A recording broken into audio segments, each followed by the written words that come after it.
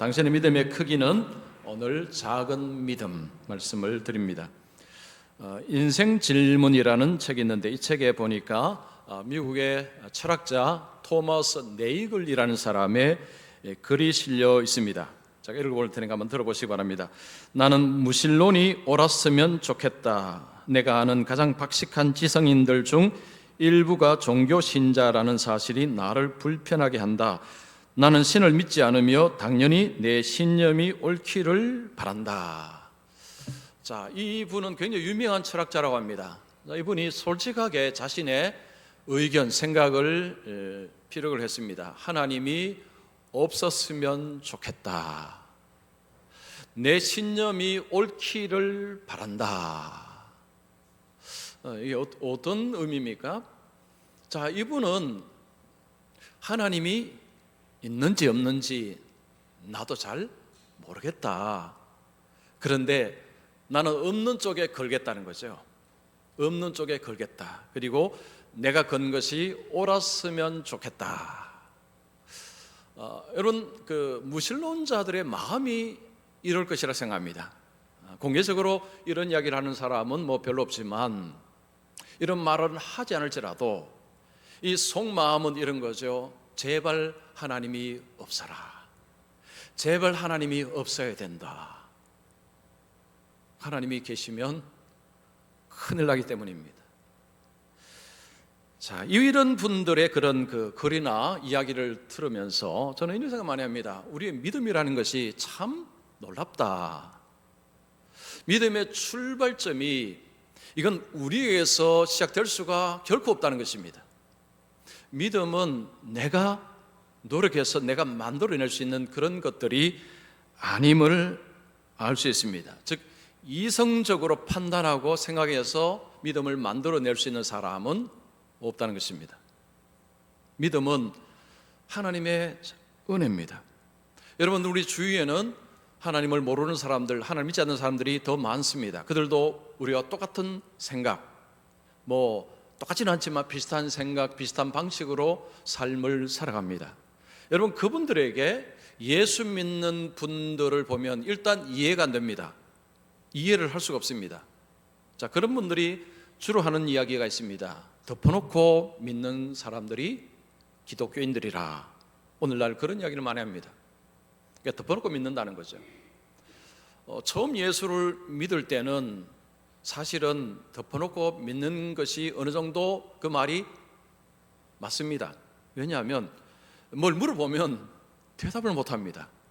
그러다가 시간이 조금 지나면서 이제 뭔가를 말하기 시작합니다. 자신의 믿음에 대해서 뭔가를 이야기하기 시작합니다. 근거를 대기 시작한다는 거죠. 처음에는 그런 이야기를 잘 못했는데 점점 그런 이야기를 하기 시작합니다. 어째서 이런 일이 벌어졌을까요? 믿음에서 자라났기 때문입니다. 여러분, 성경은 우리에게 믿음은 고정된 것이 아니라고 얘기합니다. 고정된 것이 아니라 믿음은 이게 성장하는 것임을 이야기합니다. 자, 데살로니가후서 1장 3절 말씀 우리 같이 한번 읽겠습니다.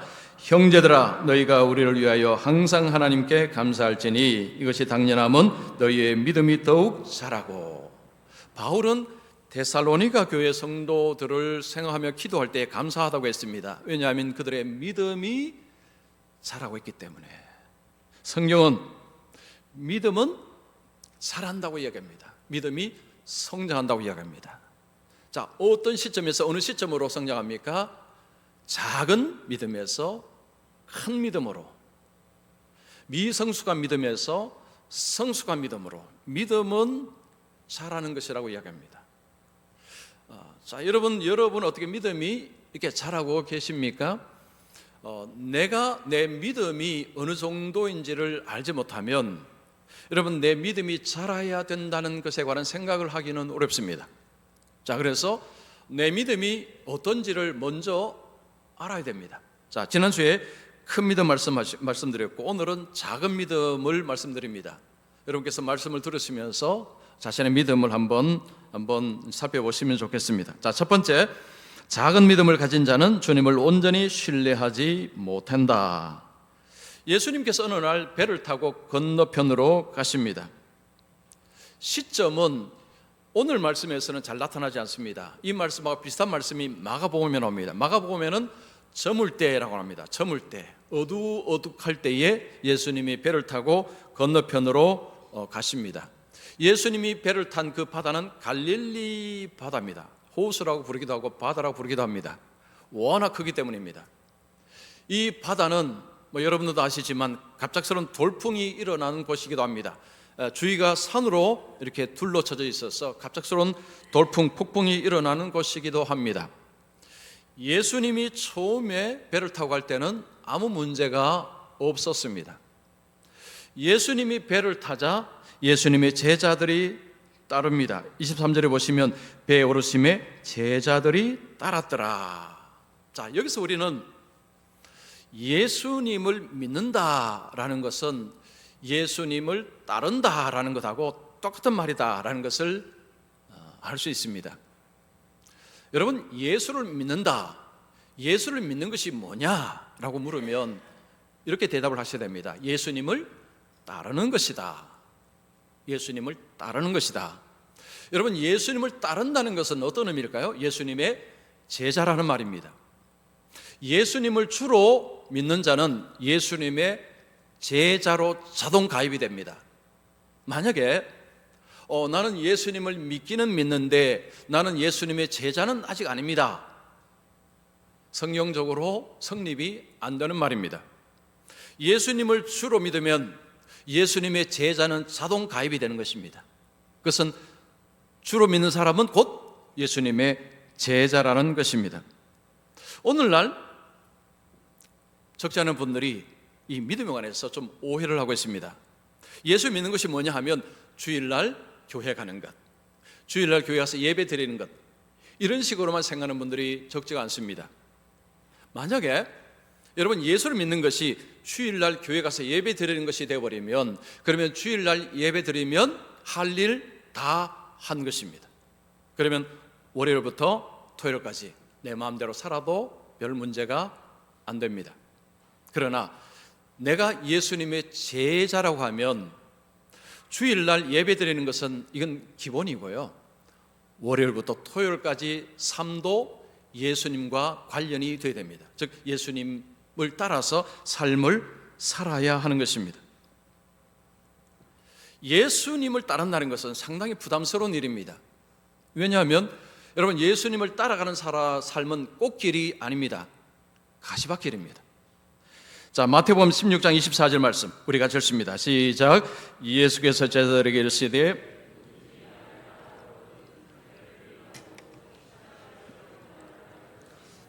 예수님께서는 누구든지 나를 따라오려거든, 그 다음에 자기를 부인하고 자기 십자가를 지고 나를 따라야 된다 하셨습니다.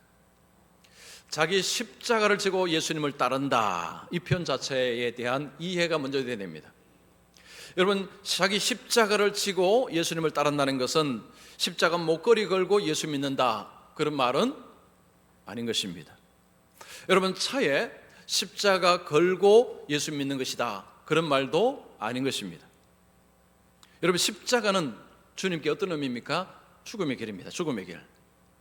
그래서 예수를 따라간다는 것은 죽음의 길을 가는 것이다, 예수님이 이런 말씀을 하신 것입니다. 자, 여러분, 이 말씀 들을 때 어떻게 마음이 평안하십니까? 아, 그렇죠, 맞습니다 라는 생각이 드십니까? 아니면 갑자기 마음이 좀 불편해지십니까? 만약에요, 예수 믿는 것 잘 되기 위해서 믿는 것 아닙니까? 자, 예수 믿는 것 축복받기 위해서 예수 믿는 거 아닙니까? 라고 생각하는 분들에게는 이 말씀이 상당히 불편합니다. 예수 믿고 예배 드려서 하는 일 잘 되고 자식 잘 되고 이런 것 모두가 삶이 이렇게 잘 되기 위해서 예배도 드리고 기도도 하고 예수 믿는 것 아닙니까? 라는 분들에게 이 말씀은 굉장히 불편한 말씀이 됩니다. 예수님은 나를 따라오르는 자는 내가 가는 그 십자가의 길을 따라갈 수 있어야 된다라고 말씀합니다. 즉 예수를 믿으면 뭐든지 잘 되고 문제 없고 이렇게 되는 것이 아니라는 것입니다. 자, 오늘 말씀도 보십시오. 지금 그들에게 무슨 일이 벌어졌습니까? 24절에 바다에 큰 놀이 일어나 배가 물결에 덮이게 되었으되. 자, 지금 제자들이 예수님 따라서 가다가 풍랑 만났습니다. 근데 이 풍랑이 그냥 잔잔한 그런 바람이 아니고 폭풍입니다. 폭풍. 좀 엄청난 바람이 불어서 물이 지금 파도가 쳐서 물이 배 속으로 들어오는 이 상황입니다. 자, 만약 여러분이 지금 이들은 고깃배를 타고 있습니다. 자, 여러분이 고깃배를 타고 지금 바다를 가는데 갑자기 폭풍이 일어나고 물이 이 배 위로 배 안에 들어와서 지금 앞에 물이 가득 찼습니다. 이제 곧 가라앉기 직전 같은 상황입니다. 자, 만약 여러분이 그 상황이라면 어떠시겠습니까? 불안, 공포, 이 두 가지가 밀려올 것입니다. 지금 제자들이 그랬습니다. 지금 제자들의 마음속에 이 불안, 공포가 지금 들어오기 시작했습니다. 자, 그런데 놀라운 사실이 하나가 있습니다. 예수님이 그곳에 함께 하고 계신다는 것입니다. 예수님이 함께하는 곳에 이게 웬일입니까? 아니, 예수님이 함께하는데 웬 폭풍입니까? 예수님이 함께하는데 웬 물이 들어와서 지금 바다배가 지금 가라앉게 생긴 웬일입니까? 어떻게 이런 일이 일어날 수 있습니까? 예수님이 함께 하시는데 왜 질병이 생기고, 예수님이 함께 하시는데 왜 재난이 일어나고, 예수님이 함께 하시는데 왜 나쁜 일이 벌어지냐는 것입니다. 자, 사람들이 이런 의문을 품습니다. 아니, 주님이 함께 하신다면서요. 그런데 왜 내게 이런 나쁜 일이 일어나는 것입니까? 자, 그런데 본문은 기가 막힌 것은 예수님이 주무신다는 것입니다. 지금 이 난리에도 예수님은 지금 아마 코를 골고 주무실 것 같습니다. 굉장히 피곤하신 것 같습니다. 지금 세상이 어떻게 돌아가는지 예수님은 전혀 관심도 없고 그냥 잠만 주무십니다. 너무 평안하게 잠만 주무십니다. 이 말은 예수님이 아무런 도움이 되지 않는다는 거죠. 지금 이 난리통에 예수님이 아무 도움이 되지 않습니다. 그냥 잠만 주무십니다. 우리가 너무너무 힘든데 예수님이 침묵하십니다. 가만히 계시는 상황입니다. 여러분, 이럴 때에 제자들이 할 수 있는 유일한 한 가지는 예수님을 흔들어 깨우는 것입니다. 25절 보십시오. 그 제자들이 나와 깨우며 이르되 주여 구원하소서, 우리가 죽겠나이다. 우리가 죽겠나이다. 죽을 지경입니다. 그들의 불안, 공포를 알 수가 있습니다. 지금 제자들이 불안 속에서 할 수 있는 유일한 것은 예수님을 깨우는 것입니다. 지금 그들은 그 상황 속에서 할 수 있는 것이 아무것도 없습니다. 그냥 배에 물이 들어오고 배가 가라앉는 그런 상황을 그냥 그 속에서 지켜보는 것밖에 없습니다. 여러분, 우리의 삶 속에 우리가 해결할 수 있는 일을 어떤 일을 만나면 그냥 우리가 해결하면 됩니다. 그러나 우리가 해결할 수 없는 일을 만났을 때, 그때 우리가 할 수 있는 가장 최선은 예수님을 찾는 것입니다. 간절히 찾는 것입니다. 여러분 다 이런 경험 있으시죠?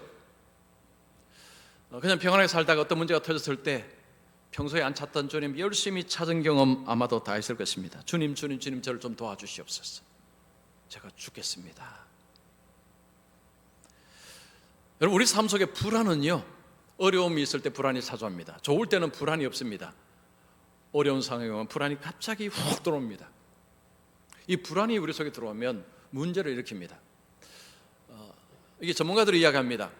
불안은요, 우리의 마음을 체포한답니다. 마음을 딱 사로잡아서 미래로 끌고 간답니다. 그 미래는 어떤 미래일까요? 절망, 죽음의 미래입니다. 그래서 이 불안에 사로잡히면 입에서 나오는 용어가 이런 것입니다. 이제 끝났다. 이제 죽었다. 이제 끝났다. 이제 절망이다. 죽었다. 이런 언어가 나옵니다.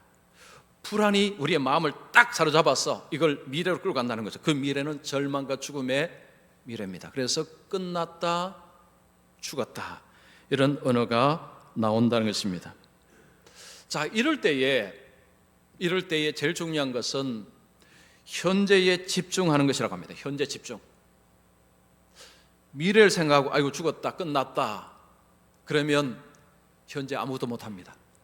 이때 중요한 것은 현재에 뭘 해야 될지를 알고 하는 것입니다. 그 안녕 불안이라는 책에 나오는 이야기이고 여러분도 아마 이 이야기는 다 아실 것입니다. 2009년 1월 15일 오후 3시 24분 자, 뉴욕의 라구아디아 공항에서 비행기 한 대가 이제 이륙을 했습니다. 샬롯, 노스캐롤라이나 샬롯으로 가던 비행기가 이륙을 했습니다. 승객 150명을 태우고 비행기가 이렇게 한참 이륙을 하다가 계속 올라가죠. 여러분 계속 올라갑니다. 올라가다가 쿵 하는데 새 떼하고 충돌했습니다. 새 한 마리가 아닙니다. 새 떼입니다. 두 엔진이 다 꺼져 버렸습니다. 그 다음에 일어난 일은 추락입니다. 기장이 그 라구아디아 공항에다가 우리가 다시 라구아디아 공항으로 가야 될 것 같습니다 라고 메시지를 보냈습니다. 그런데 메시지를 보냈지만 갈 수가 없습니다. 왜냐하면 엔진이 꺼졌기 때문에. 그 상황에서 기장이 다시 관제탑에게 이런 메시지를 보냈습니다. 허드슨 강에 착륙을 해야 될지 모르겠다. 아마도 그렇게 이제 이야기를 했습니다. 그리고 그 비행기가 허드슨 강에 착륙을 했습니다. 자, 사진 하나 보여주세요. 자, 이 상황이죠. 이거 뭐 2009년 이야기 여러분 다 아마 신문을 통해서 뉴스 통해서 보았을 것입니다. 150명 전원이 구출을 했습니다. 전원 다 살았습니다. 이 기장에게 나중에 물었습니다. 어떻게 그럴 수 있었는가? 자, 물었습니다. 이분이 이런 대답을 했습니다. 몇 초간 다른 생각은 전혀 하지 않았습니다. 다른 생각을 하고 싶지 않았습니다. 가족 생각도 하지 않았습니다. 보통 이럴 때 가족 생각하죠. 그때 막 이제 핸드폰 뭐 이렇게 해서 이렇게 보통 사랑합니다. 이제 뭐 이런 보통 마지막 그렇게 하지 않습니까? 그런데 이 기장은 그런 생각 안 했다는 것입니다. 이분은 그때 뭐 했느냐? 지금 내가 뭘 해야 되는지 이것만 생각을 했다고 합니다. 지금 내가 뭘 해야 되는지 이것만 생각했다고 합니다. 자, 그러다 보니까 밑에 강이 보였던 거죠. 저 강으로 내려가면 되겠다 하고 내려가는 것입니다. 만약에 비행기 기장이 이제 그 상황에서 이제 끝났다. 이제 엔진도 끝났고 이제 공항으로 돌아갈 수도 없고 이제는 초락만 남았다 했으면 아마 그냥 손 놨을 것입니다. 그러면 뭐 모두가 다 목숨을 잃었겠죠. 근데 기장이 지금 내가 뭘 해야 되는지 지금 거기에 집중했다는 것입니다. 여러분 예수님도 이와 비슷한 이야기 하셨습니다. 자, 우리 마태복음 6장 34절 같이 읽습니다. 시작. 내일 일을 위하여 염려하지 말라.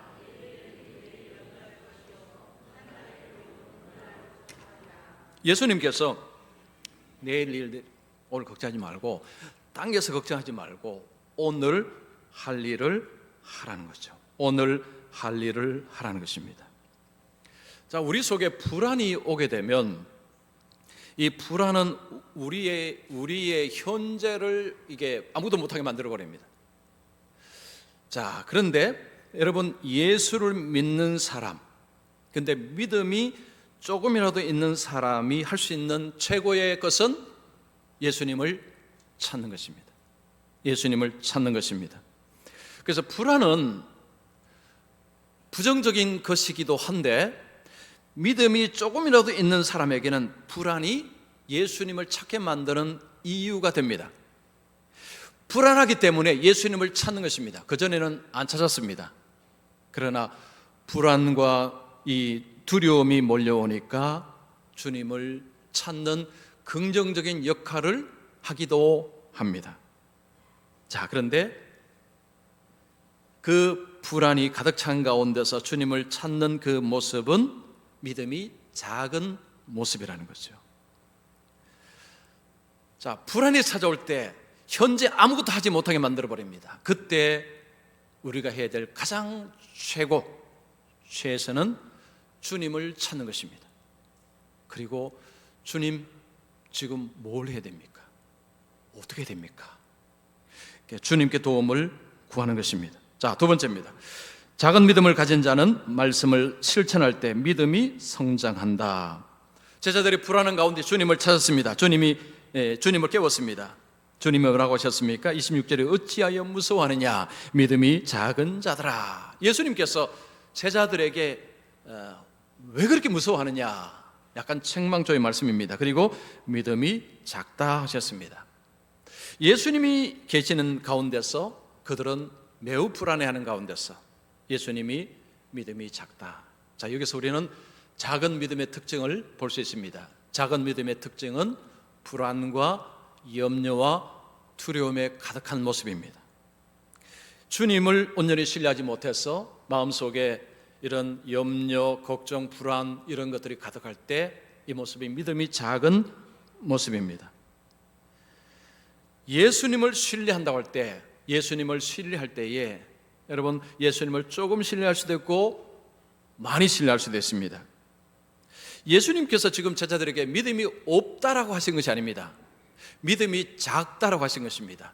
믿음이 작으니까 주님을 찾은 것입니다. 믿음이 없으면 주님을 안 찾습니다. 그래서 믿음이 작아도 도움이 됩니다. 믿음이 아예 없으면 주님을 찾지 않기 때문입니다. 어쨌든 주님을 흔들어 깨우고 주님을 찾는다는 것은 믿음이 있다는 이야기입니다. 자, 이 믿음이 자랄 필요가 있습니다. 왜냐하면 이 작은 믿음이라서 지금 불안과 공포가 크기 때문에 그래서 믿음이 자라날 필요가 있습니다. 여러분, 우리는 미래에 대한 걱정, 염려를 아니할 수가 없습니다. 특히 우리 대한민국은 미래에 대한 준비가 잘 안 되는 나라라고 유튜브에 자주 나옵니다. 미래 뭐 연금이라든가 아니면 뭐 여러 가지로 지금 100세 시대, 120시대라고 하는데 실제로 이게 준비가 잘 안 되었다라는 이야기가 계속 나옵니다. 여러분, 그런 이야기를 들을 때마다 아유 나도 그런데 이게 웃자지 큰일 났네 이래 되는 것입니다. 미래에 대해서 걱정을 안 하면 그것도 이상합니다. 걱정을 안 하면요 준비 안 합니다. 근데 과도한 걱정은 불안을 불러일으킵니다. 이것이 문제인 것입니다. 자, 예수님께서 성경에 믿음이 작다라는 그 말씀을 하신 곳 한 군데 보겠습니다. 마태복음 6장 30절인데 자, 우리 같이 읽겠습니다. 오늘 있다가 내일 아궁이에 던져지는 들풀도 하나님이 이렇게 입히시거든 하물며 너희가 보냐 믿음이 작은 자들아. 자, 예수님께서 지금 이들은 누구냐 하면 이제 앞줄 보면 무엇을 먹을 것인가, 무엇을 마실 것인가, 무엇을 입을 것인가를 염려하는 그들. 즉 이제 앞으로 이제 뭐 먹고 살 것이냐, 자 어떻게 살 것이냐를 염려하는 그들을 향해서 예수님이 말씀하시는 것입니다. 믿음이 작은 자들아.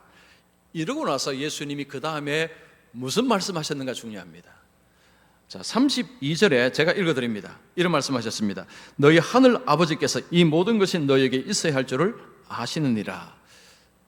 믿음이 작은 자들아, 무엇을 먹을 것인가 마실 것 입을 것인가 걱정하는 너희들에게 갑자기 예수님은 하늘 아버지가 계신다 그 이야기를 합니다. 예수님은 너희 걱정하지 말아라 내가 다 채워줄게 이런 이야기 하신 것이 아니라 하늘에 너희 아버지가 계신다. 이건 마치 이런 것입니다. 두 아이가 이제 이 친구 간에 서로 이야기하다가 한 친구가 갑자기 미래 걱정하는 것입니다. 앞으로 살 게 걱정이야. 앞으로 어떻게 먹을까 걱정이야. 뭐 이렇게 걱정하는 옆에 친구가 야, 너 아버지 부자잖아. 뭐 그렇게 걱정하니? 바로 그 이야기입니다. 우리는 아이고 앞으로 어떡하지? 큰일 났네 이거. 막 걱정 근심에 가득 차 있는 가운데 예수님이 뭐라고 이야기하는 것입니까? 너희 하늘 아버지는 부자다. 공급자시다. 결국은 믿음이 적다는 것은 뭡니까? 그것을 잘 못 믿는 것입니다.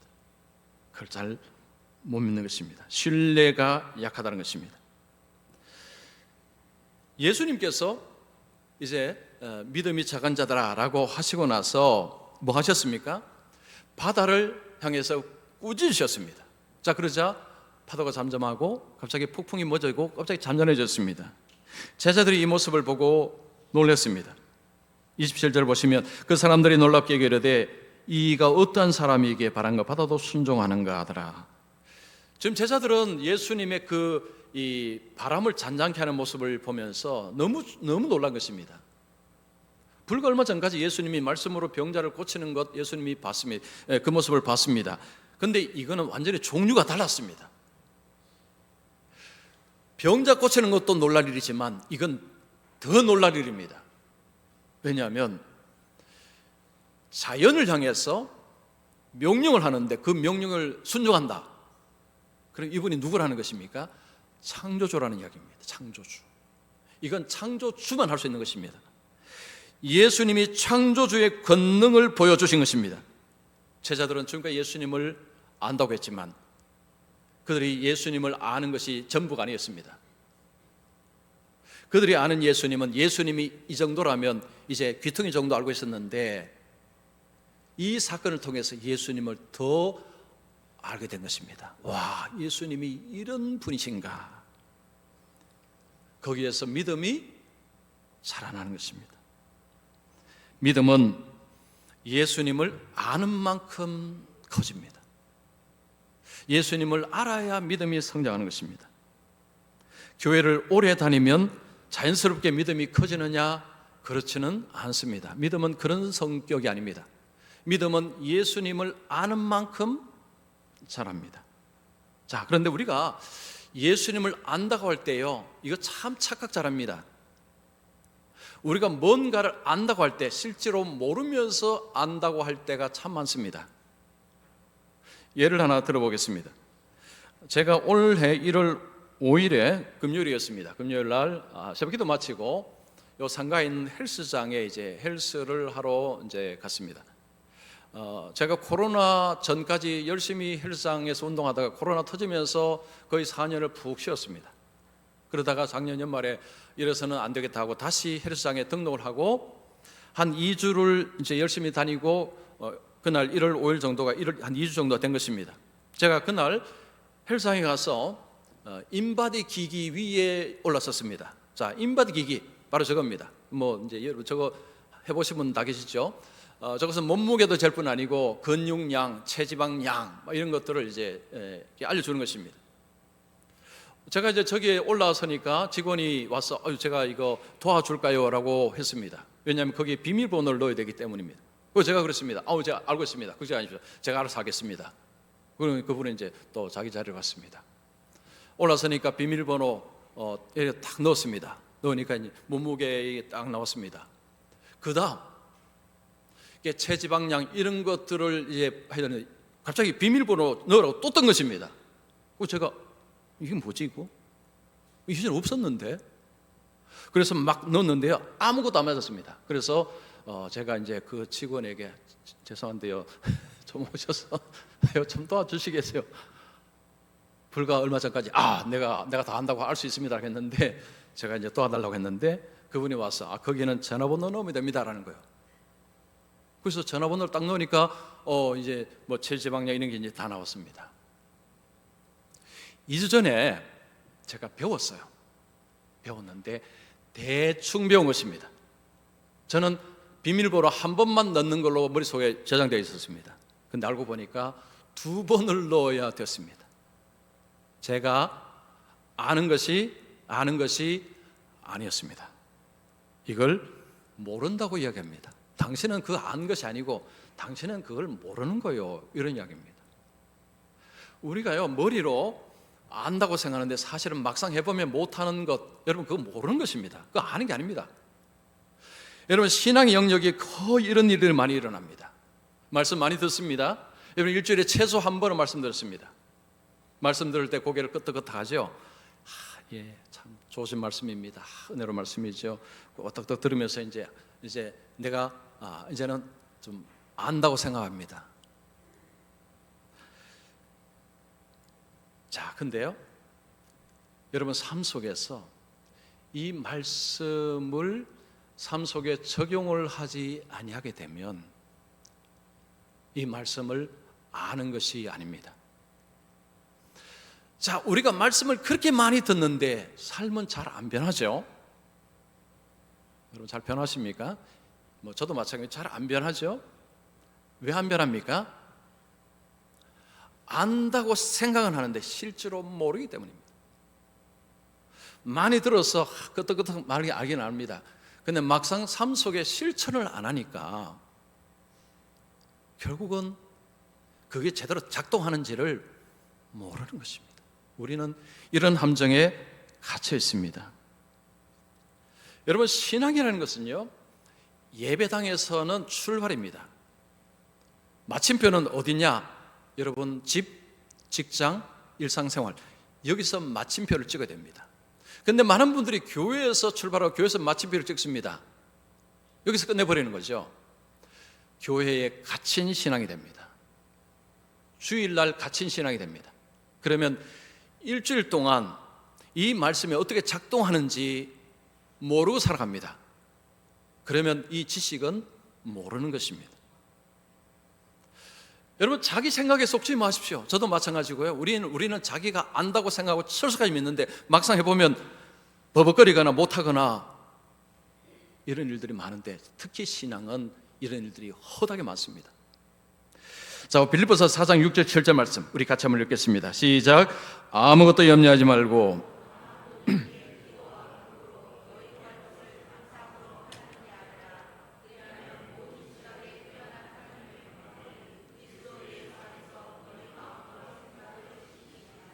여기 보면 아무것도 염려하지 말고, 만약에 주일날 제가 이 본문으로 이제 말씀을 들여다 한번 생각해 보십시오.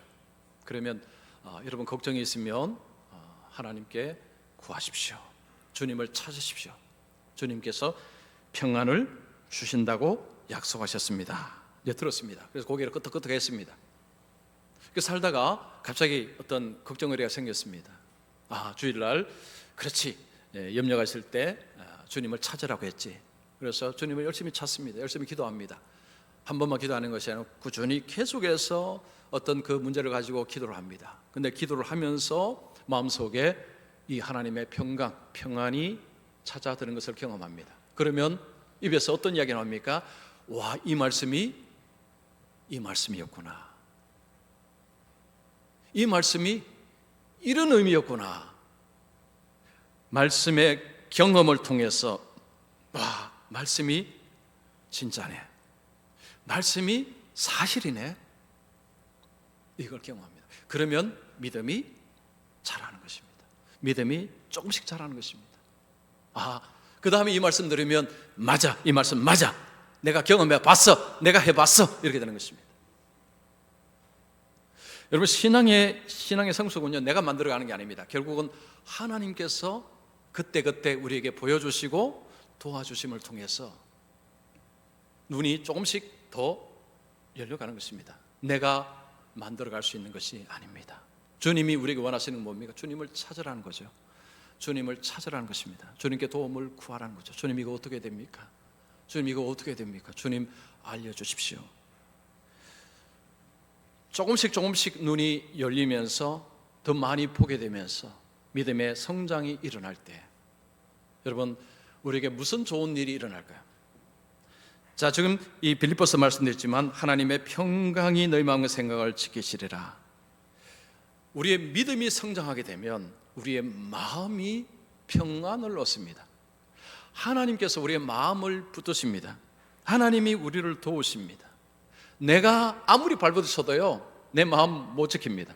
그런데 하나님이 도우셔서 하나님이 내 마음에 평안함을 주시고 하나님이 내 마음속에 힘을 주시고 다시 일어설 수 있도록 하나님이 해주신다는 거죠. 내가 하는 게 아닙니다. 그래서 오늘 말씀 속에서 제자들은 한 게 아무것도 없습니다. 불안하고 염려한 것밖에 없습니다. 그런데 그들은 엄청난 것을 경험했습니다. 바로 이겁니다. 여러분, 우리가 믿으면서 한다고 하죠. 우리가 할 수 있는 것은 너무 소수입니다. 그런데 하나님이 우리에게 해주시는 것은 어마어마합니다. 이것을 경험하는 사람이 믿음이 그만큼 더 자랄 수밖에 없습니다. 왜냐? 봤기 때문에. 하나님이 열어주는 것만큼 우리는 볼 수 있습니다. 그러려면 우리가 뭘 해야 된다고요? 주님을 찾아야 된다는 거죠. 주님 도와주시옵소서. 그럴 때 믿음이 성장하면 성장할수록 우리의 삶에 하나님 주시는 은혜와 평강과 기쁨이 점점 커진다는 것입니다. 그래서 믿음이 작아도 구원받습니다. 그러나 믿음이 큰 것, 믿음이 작은 것, 삶은 많이 다르다는 것입니다. 자, 그래서 저는 우리 성도님들이 내 믿음이 작은데 하신다면 주님께 도움을 구하셔서 그죠? 믿음이 자라나셔서 더 많은 것을 보시고 그래서 더 하나님의 평강과 기쁨으로 살아가시기를 축원합니다. 아이고 나 뭐 이렇게 살랍니다. 그렇게 하지 마시고요. 주님은 왜냐하면 우리에게 좋은 것을 주시기를 원하시기 때문에. 그래서 이번 한 주간도 여러분 주님을 열심히 찾으시고 그죠? 주님의 도우심을 구하시면서 주님이 주시는 은혜 속에 이번 한 주간도 승리하시기를 축원합니다.